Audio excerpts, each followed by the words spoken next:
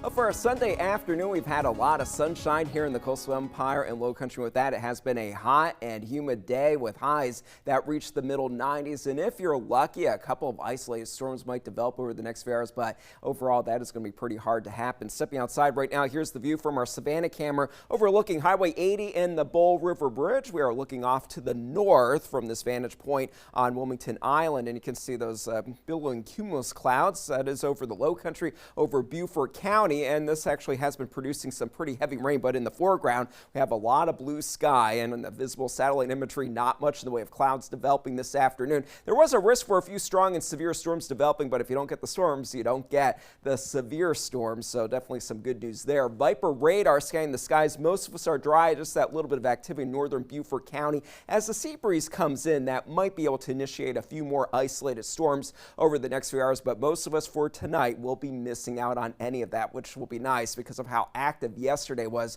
with all the heavy rain and numerous severe storms across the area.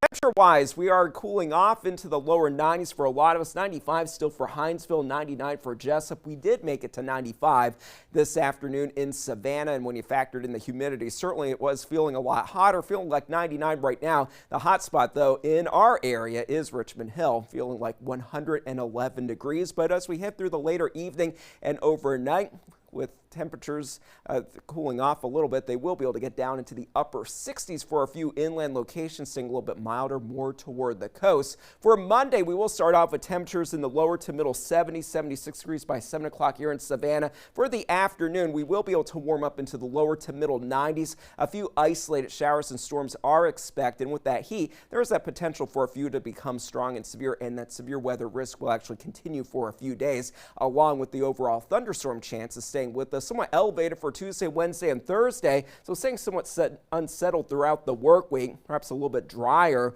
for the weekend starting on Friday. So that should mean good news for most of the high school football games for this coming weekend. As far as our setup around the southeast, we have a cold front working its way through. That brought us some slightly drier air into the southeast, certainly cooler air off to the north into the mountains of North Georgia, Tennessee, and into North Carolina. But on the south side of that front, staying very warm and humid, and that will set us up for scattered showers and storms for the next few days, especially as a piece of energy comes down from the north from the midsection of the country. So overall for Monday, the severe weather risk is on the lower end of the scale. Damaging wind would be our primary concern, with timing of storms between noon and about 8 p.m. So most of us will stay dry, but the storms likely becoming a little bit more numerous for Tuesday. Still a low end risk for severe storms, but it's that same type of setup where damaging wind gusts will be the primary concern for us. As far as Monday, starting off the day with some cloud cover, a few pockets of moderate to heavy rain possible before lunchtime, but likely becoming maybe a little bit more widespread as we head into the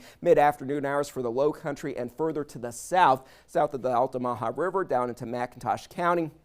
And we'll continue on and off as we head into the early evening hours. And as we look ahead for Tuesday, we will start off dry, but those storms will become a little bit more widespread during those afternoon hours with high temperatures reaching the 90s. Some of those storms may become strong to severe, but we will dry out Tuesday evening and into our early Wednesday morning. Two areas of concern in the tropics for development. The main one that we're going to be watching is about to push off the coast of Africa. Overall, a 50% chance of that developing into something over the next 5 to 7 days. No concern for us right now, but it is something to note as we head closer to the peak of hurricane season. No threats to the U.S. or any land at this time. Scattered storms set up for us Tuesday, Wednesday, and Thursday, with those temperatures staying above normal, but compared to last week and the week before, we'll call this seasonably hot.